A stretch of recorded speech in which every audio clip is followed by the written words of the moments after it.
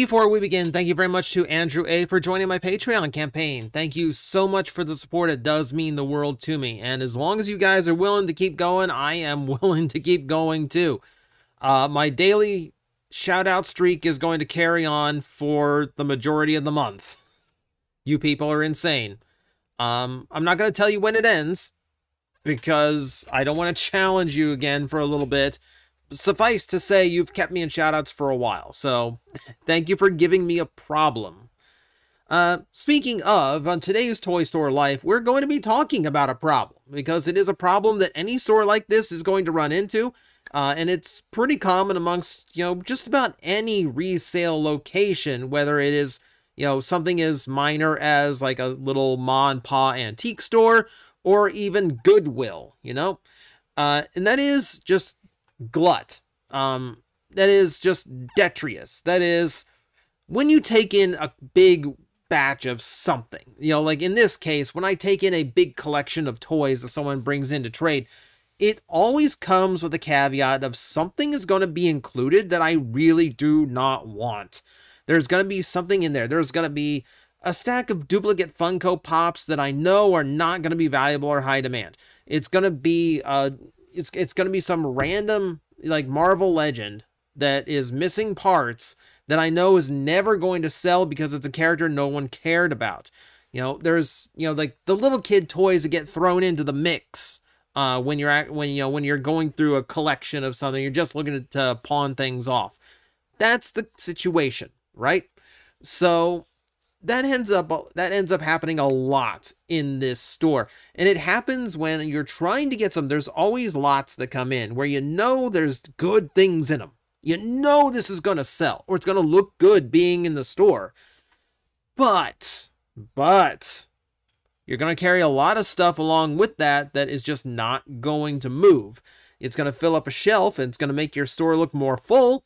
But that's about the only practical use it has. In that sense, it's more decorative than, profitable. To the point, we've got a lot of things in this store that may never sell, especially because the store does not do online sales. If it did, another story. But for brick and mortar, there's things here that may be here until the end of time. So, and then there's some things that are just common. So, like, this tub you see here. This tub, and we'll get this very obvious Grimlock out of the way. So, what is in this tub is mostly just loose leftovers. Now, there were some good things in here that I wanted. Some loose Godzilla stuff that I thought would do good. There was some Halo stuff that I thought, but a lot of the Halo that's in here are things like this. These are like the cheaper Jazzwares figures, and they are not the kind of Halo figures that a lot of people are going to want. They're more kids' Halo toys, like super bright green Master Chief. No one's going to be after that. That's not a toy that anyone's going to be after. Halo, aims for like a teenage young adult audience with its modern games, and with its nostalgia rate, targets, adult collectors too. They're going to want Master Chief looking in the same dark shades of green he is in the games. Is there a Spartan in these colors? Probably. I don't know. I don't play Halo. I do know the joints on these things are super crap. A knee joint should not do that. So the odds of me selling things like that are slim to none, and I've got a bunch of things like that in this bin. So we get things like this super cheap. Like here we have Kong versus Godzilla Kong figure.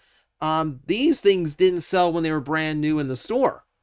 And now I've got this stinky. I got this stinky guy. So I've got to figure out what to do with him. I have Avatar figures. These are here because they just came out in the store. Someone bought them and then decided, nah, I changed my mind. So now they're stuck with me for all eternity because, they're still selling at the store. What am I going to do with a loose one? Here's loose Funko Pops. You want to talk about useless? Loose Funko Pops. Now, I do know people, we've been to conventions now where there are people who have entire booths that just specialize in loose opened Funko Pops. But people like Funko collectors, they want sealed, they want stickers, they want special editions, they want glow in the dark, they want blacklight, they want flocked. You know, they want specialty stuff. They do not want open out of the box. Essentially useless. There's all kinds of things like that. And this is just one bin. We got bins in the back full of things like that. I've got Mech Warrior figurines, like blind box Mech Warrior figures. I've got a stack of them in the back that I can't sell through. I think I've sold one the entire time the store has been open. We've had them since we opened. We've got a bunch of HeMan figures.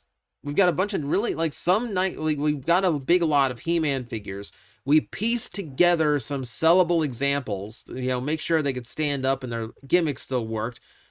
But obviously, there's no such thing as a loose He-Man figure in good condition. So a lot of them are just in the back in a pile, and they're in a mess. They're missing their armor. They're missing their weapons. A lot of them are missing arms or heads. They're basically just there for scrap parts. If someone ever wants, you know, ask me for scrap He-Man parts, you know how often that happens? Never. So who knows what I'm going to do with those? And that's just like detritus, right? That's just like the scraps that come in with the collection. That's to be expected. Anytime, just dumping off old toys they don't want anymore. You know, no one wants to trade in the really good stuff unless they're moving, they had sudden expenses, etc., or there's something here that they really, really want, so they'll trade me something really good in their collection in order to get it. You know, that's the only time that trades are like completely clean and like 100% something that's going to work. And then there's just the things that just happen to come in. See, sometimes people trade in good things, but they're only good things for certain audiences. And sometimes they come, you know, they too come in with things that are in good condition. They're perfectly sellable out here on the floor. There's just never going to come a point where someone's going to come in and buy them. So here's a stack of examples, like Barb from Stranger Things. I don't watch Stranger Things, but from what I've gathered, Barb is one of the least popular characters because I've seen this one picked up and laughed at so many times. I cannot count to you how many times someone has picked that thing up and go, ha ha ha, it's Barb. This thing's never selling. Someone has literally said that in the store. This thing's never selling. Probably right. Probably right. What is my stack here? So, Real Action Hero. This is a Metacom toy from Blackjack. I don't know who this is. I don't know what anime this is from. It's well sculpted. The outfit does look terrible. The tie has come undone and parts of the outfit look frayed even though it's never left the box. But this is the kind of thing where, like, who am I ever going to sell that to? Someone like, anime is not exactly a huge thing in this area in the first place, let alone anime, probably too old for most in this area to have ever heard from. Is there a date on this thing? I don't think there's a date on this thing either. Takara, 1995. Okay, so, okay, it's got some age. It's got some age. Okay, older package. Still not desirable.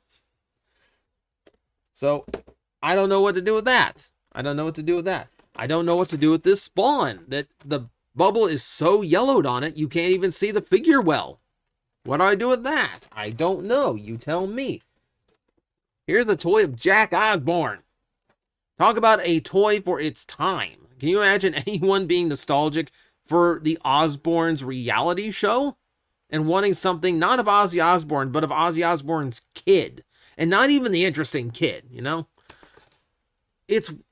I don't... It doesn't help that the try me button doesn't work anymore, because the sound clips might be the one thing that sold somebody on this. It doesn't work. And I'm not opening it up just to put the batteries in it, just to get it that way. It's... yeah. Yeah, I don't know. How about the stuff no one knows? Do you know who that is? Seriously, do you know who that is? I don't. So this is Pandora. Pandora is from Avatar Press. Apparently this was a comic book somewhere in the mid to late 90s. This is people trying to be Todd McFarlane. This is indie comic creators coming up with their own stuff and finding either a toy company that is desperate enough to run just about anything, or starting up their own somehow with all the money that their comic book made and coming up with things like this in packaging. And I don't know why it is, but it's always in boxes like this where the packaging is way too big for the toy that's inside. It's always with, it's the same generic artwork. It's the same bad sculpting every time. I'm not showing you the back because there's a lot of scantily clad women in the back. They'll get me in trouble with YouTube. I feel like this is just a TNA comic book. I could be wrong, but it just sounds like one of like the million comic books that came out in the 90s. It was just girls with boobs hanging out, and that's the story. Like, there should be a storyline, but instead of story, they put in more boobs. Let's see. How about this?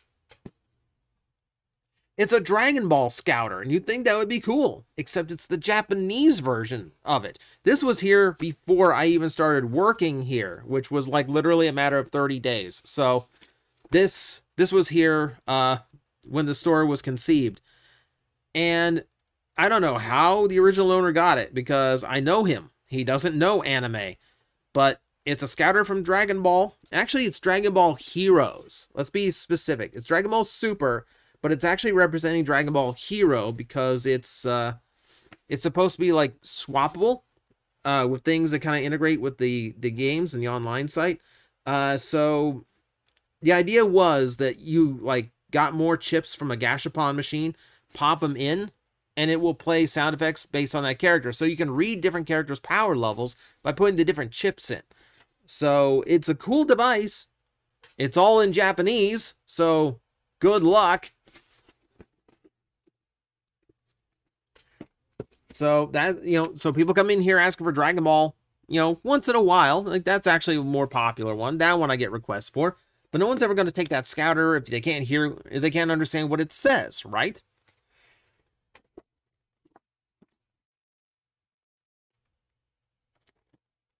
This is JC Chase. Or Chases. JC Chases. I wasn't into NSYNC. Big shock. I wasn't into NSYNC. You know, because I don't have ovaries. But, okay, number one. NSYNC marionette toy. NSYNC marionette toy. It's a dummy. Like, like from the, like, it's like, because I know they did a music video where they were all like on puppet strings, and this is like literally a puppet. It's a real marionette. It's not an action figure. But beyond that, it's like, the head sculpt's terrible. Like it looks like that's what JC looks like today. Not what he looked like back in the band. Yeah, like you can even see the picture on the side to like compare it to. Like, for some reason the dummy has just like these sunken in cheeks. He's wrinkled. I don't know, it's weird. It's weird. And I've got two of them. So I've got the runner-up of the NSYNC guys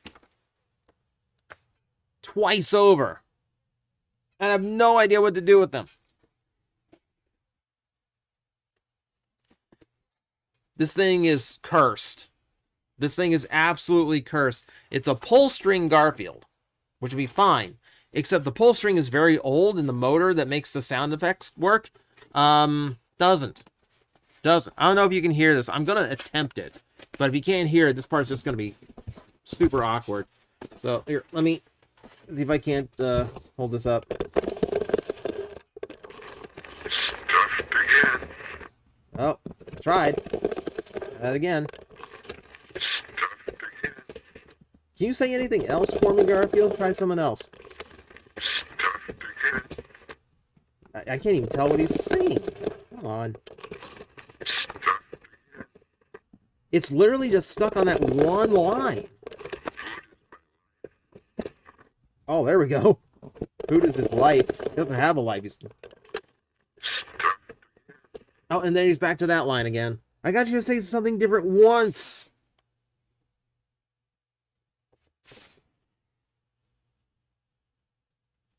Yeah, and I can't even, yeah, it doesn't even say, tell me the example. There's supposed to be 8 lines. I got to just say one thing different. It's horrifying is what it is. And then there's the stuff that I wish would sell, because it would mean I'd run into someone like me. Because I will admit, there's every now and then I will take something in based on my own interests. This wasn't a good idea for the store. I will fully admit this was not a good idea for the store. But like, I figured, like, if we ever move into online sales, this is a good deal. This is a good thing to sell. Like, it will move if we could do an online store, because it's so, because Gokaiger is so popular.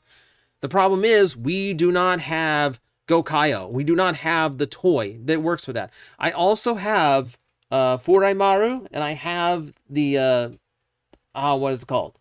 The Pat Striker. So I've got the the Deca Ranger and the Hurricanejo for upgrades. I don't have the toy they go with, so they are kind of useless on their own. You know, and for those to sell locally, I'd actually have to find someone else who actually has a Gokaio. That's probably not happening. This is a good example. This is a really good example of what it is like to run a shop like this. Is you'd make the best purchases you can. When collections come in, you make the best decisions and purchases you can. But every now and then, you're just going to get lemons. You know, even if you don't intend to, even if you willingly do not buy it, you know, there'll just be a time where things will come into the store along with everything else, and you just go, well, I'll put a price tag on it and I'll see what happens. You know, and then things like this float around forever. You think that's ever going to sell to a collector? Probably not. But that, ladies and gentlemen, is the drawback. And it's a dangerous thing, because you want the store to be full. You want as many varieties as you can of anything you have. But at the same time, you got to make sure it's actually going to sell, or things like this start piling up. Now, I do think all of this is sellable. It just takes the right person. But when you only sell locally, that right person probably isn't within driving distance. So that's when an online store comes in handy. I'm trying to talk the owner into it. But for now, it's just whatever we can do. And that is the fate of this store for now. To stockpile these little things until we have a way of getting rid of them. And that is pretty much what happens to any store like this that takes its inventory from people who just wander into the door. Because they will treat us like a garbage dump and dump off anything they do not want just to let us deal with it instead. That's the toy store life. Guys, I am facing the most powerful enemy any YouTuber can face, the algorithm, and I need your help to defeat him. Hit the like button, hit the subscribe button, hit the notification bell, and leave a comment. Every time you do, we attack that algorithm and we drive it back until it can no longer defeat this channel. Thank you very much.